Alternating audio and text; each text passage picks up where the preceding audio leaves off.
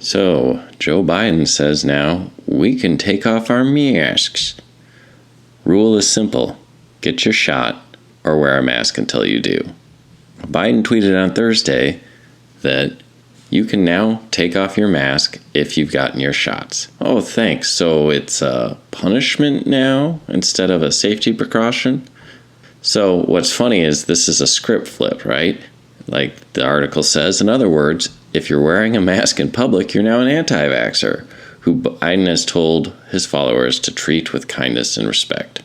He said, we've had too much conflict, too much bitterness, too much anger, too much politicization of this issue. Let's put it to rest. But by the way, if you don't want to run out there and get this shot of dubious efficacy and safety, well, you're going to wear your yellow star on your shirt. I mean, your mask across your face. And it's funny because they know, those of us that have not gotten the shot, never wanted to wear a mask in the first place. We're not afraid of something that has a very minimal lethality rate. So what's going to happen? The people that get their shots start to take off their masks. Well, the people that never wanted to wear them in the first place take them off, and it looks like this whole thing is over. But it's funny how long they resisted this, because he made that Biden's first 100 days in office, and everyone was going to wear one on federal facilities. It's this big astroturfing thing. It makes it look like everybody's scared, and so everyone's got their face covered. It makes this disease look like it just must be out there crushing everything in sight. And then now that the people that have gotten the shot takes it off, it astroturfs how many people have actually gotten the shot. What's interesting is Fauci admitted that only about 50% of the CDC has gotten their shots. Only 50% of the CDC. What do they know? And of course, if Fauci is saying it, it's probably not true. It's probably a much lower percentage than 50. I know at my employer, which is a Fortune 500 company, quite large, they were complaining that there was only about 25% of the people had gotten their shots. Only about 25%. I think nationally it's 30%. So this is, and Biden, they're still pushing for 70% by the 4th of July. They're never going to get that. I think what they were expecting was more like 80% compliance. And then what you could do is you could browbeat the other 20% of people that were holdouts. You could say, you can't go to the stores, you can't do this. You could have travel cards that verify you got your shot and all this. If you had an overwhelming majority of people that did go out and comply, then you could do all sorts of things. You can really bully a minority. But the fact that the people that got their shots are a minority, it really throws a wrench in their plan. And that's kind of why you see this bitterness, like this tough guy talk. You're going to be wearing your mask forever if you don't get your shot. And it's like, no, they're just going to slowly go away. And so I want to look a little bit like what's going on. As far as policy, we've all heard of the Great Reset. And you get the general idea, centralizing power in the hands of a few. The World Economic Forum said you will own nothing and you will like it.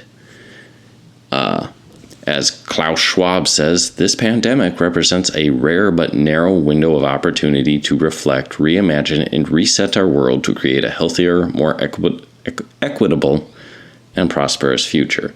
So they really wanted to use this pandemic to fundamentally change society. This is why you saw them hold out for so long. It's like, hey, I've gotten my shots. Am I safe? And they're like, no, keep wearing your mask. And it's like, well, what's the point of the shot if I can't go back to a normal life?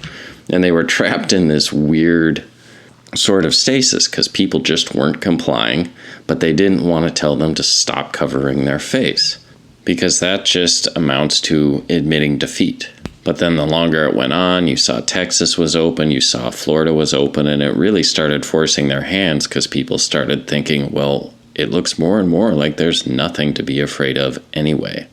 So the point of this Great Reset was to build a more secure, more equal, and more stable world if everyone on the planet agrees to act jointly and swiftly to revamp all aspects of our societies and economies, from education to social contracts and working conditions. I don't know about you, but I'm so looking forward to a generation of leaders that didn't sit around during their formative years listening to Imagine on repeat. So that's a real big change, fundamental change to society. As the article says, it wouldn't have been possible to contemplate materializing such an all-encompassing plan for a new world order without a global crisis. They needed this pandemic. They needed something to justify it, and then they astroturfed it with the face coverings. You had every celebrity under the sun coming out in favor, the global citizens concerts, and everyone getting their shots, every radio station, all the TV, even like people playing video games on Twitch. They called in every favor from every person that took the ticket, and they only got about 30% compliance. I mean, they're so desperate they're offering lotteries and free beer and anything it takes to get people to take this shot. Because once the crisis is over, the Great Reset has failed. You don't get another shot at it. And to fundamentally change the society, there's so many things that had to change, and a big part of it was the psychology. You have to fundamentally change the psychology of the West. So I want to show you, I have a degree in psychology. This is something that we studied a lot. In the 60s and 70s, there wasn't quite the same strict and stringent ethical regulations that we have today, so the good studies were done back then. And check this one out. It's called the Stanford Prison Experiment, or Zimbardo's Prison Experiment. It's one of the most famous psychology experiments out there. So what they attempted to do was investigate the psychological effects of perceived power, focusing on the struggle between prisoners and prison officers. So what they did is they had volunteers assigned to be either guards or prisoners by nothing more than a flip of a coin in a mock prison, with the professor, Philip Zimbardo, himself serving as the superintendent. So the guards were given wooden batons. This was just, they weren't supposed to beat the people, but it was to establish their status, and they had clothing similar to an actual prison guard. And they also wore mirrored sunglasses to prevent eye contact. The prisoners were forced to wear uncomfortable, ill-fitting smocks and stocking caps over their heads, as well as a chain around one ankle. And what they found was the people that were dressed as guards became very authoritarian, very abusive, and became increasingly cruel, whereas the prisoners began passively accepting their role and accepted the authority of the prison guards, and began exhibiting many of the behaviors you see in modern day prisons, and begin to manifest all this prisoner behavior. And so what Zimbardo argued is that those that had the prisoner role, because of their face coverings and their outfits, had internalized their roles. He'd actually fundamentally changed their psychology from college student to that of the imprisoned. And that it was just the role that society put them in, plus the clothing they wore, fundamentally changed their psychology. And so when I saw everyone having to cover their face because there was this disease out there, it was an attempt to fundamentally change society. And then the scaremongering, the radio, the TV, the movie stars, everything constantly berating people. And then they open up the way out. Get your shot. You can take off your mask. And the idea was, we're going to change the psychology of people in the West so that we can then implement this great reset. And there's your big change. There's your centralization of power in the hands of a few. There's your great globalist empire. Success, right? But it didn't work. As we can clearly see, people resisted. Well, why?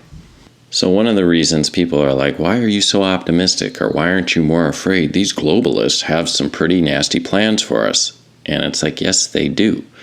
But I want to give you an analogy that I first read on Vox Populi. It's a very good one. Think of a football game. And you're the Green Bay Packers and you're playing the Steelers. And you're like, oh no, The Steelers have a plan.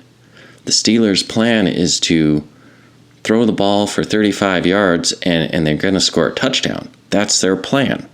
They're going to score on us. You'd have to say, look, but we have a plan too. Our plan is to defend and try and force a turnover so we can score a touchdown. So there's two plans, right? Yes, there is a plan to score a touchdown, but there's also a plan to stop the touchdown. Well, what happens? They actually run the plan, they run the play, and the two plans meet in the middle. And what happens is the offensive team ends up running for like 1 yard. And they gain on the line, 1 yard across the line of scrimmage, and then there's a big dog pile in the middle of the field. Because, yes, there's a plan out there. There are wealthy globalist psychos that want to concentrate power in their hands so they can live like the lords and ladies of the old feudalist system. But there's a whole lot of other forces at work that we're not going to do that. And you can see this with system defeating system, HIPAA laws. People aren't allowed to ask you about your medical status. It's actually a huge fine. And so the new system they're trying to implement was supposed to require everyone to have a shot to travel and to work and to be part of society. But then there's an old system that says, look, medical information is confidential. Nobody can ask you to require that, or you can sue them for big money. And so the new system, or the attempted system, butted up against the old system. They hadn't even considered this. The Packers or Steelers or whatever in their plan to score a touchdown didn't even consider the fact that there was all these other systems that were going to run into it. And so, in a football game, you just got 11 players versus 11 players, and you can see how often plans just fall flat on their face. Now imagine trying to implement a global system. Look at how many things just popped up that hampered their plans. Look at the role. I like to cite the importance of moral courage. It's a real lost virtue in the West. But just take simple examples. Texas and Florida. Moral courage. We're not going to force people to cover their face. We're not going to lock down. And I remember talking to people at work that were like, oh, I can't wait to see all those dead bodies in the street in Texas. And I'm like, really? That's messed up. And you know what didn't happen? There was no bodies in the street in Texas. So this visual thing that we all had our face covered, so that's how you know it's out there. The demon boogeyman is out there. Well, then you see people just partying it up. And and there's still a lot of them that believe mainstream media, the illusion started to crack. It was like, what is going on? Why isn't anyone getting ill? And it was because of that moral courage. Those states and individuals, people that were like, no, we will not comply. And so this globalist reset got all charged up, and then there was all sorts of defense that they couldn't possibly have planned for or accounted for, and they just crash into each other, and it's a giant dog pile in the middle of the field.